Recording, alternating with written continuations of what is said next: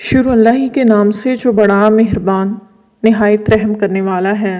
کہتے ہیں ایک مالدار نبینے کی نیند چوروں کے ڈر نے اڑا رکھی تھی۔ اس نے پریشانی دوسرے نبینے سے بیان کی تو اس نے مشورہ دیا کہ وہ خراٹے لینے کی مشق اس طرح کرے کہ خراٹوں کی آواز کون ہے سنائی دے۔ اس طرح اس آواز کو سن کر چور دور ہی بھاگ جائیں گے۔ نبینا اپنی اس کوشش میں کامیاب ہو گیا اور عرصے تک چوروں سے محفوظ بھی رہا۔ نبینے کی اس مشق بہم پہنچانا تو ممکن نہیں، لیکن یہ بات اپنی جگہ طے ہے کہ جس کمرے میں خراٹے لینے والا موجود ہو کوئی اور سو نہیں سکتا۔ یوں چوکی داری کا سامان خود فراہم ہو جاتا ہے۔ خراٹے گہری نیند کی علامت سمجھے جاتے ہیں۔ تھکن زیادہ ہو تو خراٹے بھی بہت گہرے اور تیز ہوتے ہیں، بلکہ بعض کی آوازیں خوفناک بھی ہوتی ہیں۔ ان خراٹوں سے ہمارے ہاں تو صرف چور بھگائے جا سکتے ہیں۔ مغربی ملکوں میں بیویاں شوہروں کو چھوڑ بھاگتی ہیں۔ ان ملکوں کی عدالتوں میں خراٹوں کی 27 بیویاں ہر سال طلاق لینے کے لیے رجوع ہوتی ہیں۔ ایک بیویاں ہی نہیں، خراٹوں سے بے شمار لوگ پناہ مانگتے ہیں، اور ظاہر ہے کہ وہ ایسے افراد سے دور رہ کر ہی سکون اور چین کی نیند سو سکتے ہیں۔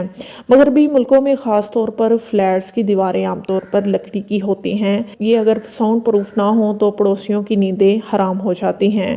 انسان فلیٹس میں رہنے سے پہلے بھی جب غاروں میں رہتا تھا خراٹے لیتا تھا۔ صدیوں پرانی اس عادت کے بارے میں کچھ کرنے کے سلسلے میں ماہرین خود کو بے بس ہی پاتے ہیں، لیکن اب بعض برطانوی ماہرین کا دعویٰ ہے کہ وہ اس سلسلے میں خراٹے لینے والوں کو اس غارت گر نیند و سکون عادت سے نجات دلا سکتے ہیں۔ ان کے مطابق اس طرح کم سے کم خراٹوں کا شور بہت کم ہو سکتا ہے، بس ہلکے خراٹوں کی خواب آور آواز سنائی دیتی ہے۔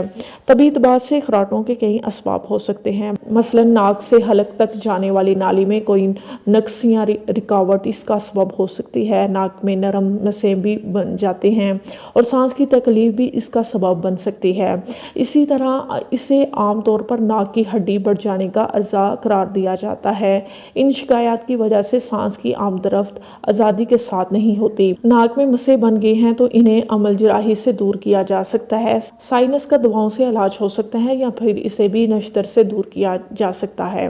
یہ سمجھنا غلط ہے کہ خراٹے صرف مرد لیتے ہیں، عورتیں بھی کسی سے پیچھے نہیں ہوتی۔ خراٹوں کا ایک عام سبب گلے سے نکلنے والی کھرکھراہٹ ہوتی ہے۔ ماہرین کا کہنا ہے کہ دراصل نیند میں خراٹے لینے والے شخص کی زبان اور جبڑا ڈھیلا پڑ کر پیچھے کی طرف ہو جاتا ہے، جس کی وجہ سے تالو یا گلے کا کوا سانس کی آمد رفت سے پھڑ پھڑا کر آواز پیدا کرتا ہے۔ اس لیے ماہرین نے کچھ ورزشیں واضح کی ہیں جنہیں روزانہ 2 ہفتوں تک سوتے وقت کرتے رہنے سے خراٹے ختم ہو جاتے ہیں۔ اس لیے ضروری ہے کہ خراٹے لینے والا سونے کے لیے بستر میں لیٹ کر اپنی زبان کو الٹے چمچے یا ایسی ہی کسی چیز سے 10 منٹ تک دبائے رکھے۔ اس عمل سے کوئی 5 منٹ بعد جبڑے تھک جائیں گے، لیکن اس عمل کو جاری رکھنا چاہیے۔ 10 منٹ کی اس مشق کے بعد انگلیوں سے تھوڑی 2-3 منٹ تک زور سے دبائے رکھنا چاہیے، گویا آپ کی انگلیاں تھوڑی سے اور تھوڑی انگلیوں سے زور کر رہی ہو۔ اس کے بعد منہ بند کر کے زبان سے نچلے دانتوں کو باہر کی طرف دھکیلنا چاہیے۔